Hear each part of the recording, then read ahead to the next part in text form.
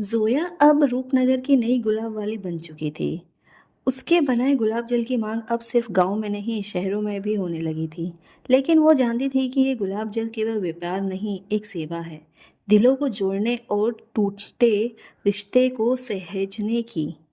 एक दिन गांव में एक अजनबी युवक आया, नाम था आरव। शहर से आया था, एक पत्रकार। उसकी माँ बहुत बीमार थी और डॉक्टर ने कहा था कि वो मानसिक तनाव में है।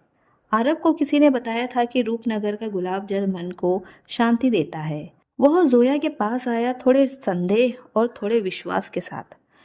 जोया ने उसे सांसों वाला गुलाब जल दिया, जो अम्मा जान ने खास लोगों के लिए बनाया था, जिन्हें जिंदगी की रफ्तार से घुटन महसूस होती है। आरव ने वो गुलाब जल अपनी माँ को दिया और कुछ ही दिनों में उसकी माँ मुस्कुराने लगी। आरव हैरान था। वो रोज जोया के पास आने लगा, पहले सवाल करने, फिर बातें करने और फिर बिना किसी वजह के। गुलाबों की क्यारियों में अब सिर्फ सुगंध नहीं, धीमे धीमे प्यार भी महकने लगा था। लेकिन कहानी यहाँ खत्म नहीं होती। एक रात जोया ने सपने में अम्मा जान को देखा।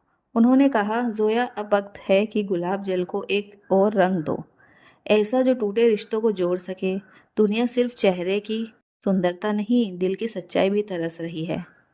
जोया ने अगली सुबह एक नया गुलाब जल बनाया, माफ़ी वाला गुलाब जल। इस गुलाब जल में उसने गुलाबों के साथ कसक, अफसोस और माफ़ी की भावना मिलाई। यह उन लोगों के लिए था जो किसी से माफ़ी मांगना चाहते थे, लेकिन शब्द नहीं ढूंढ पा रहे थे।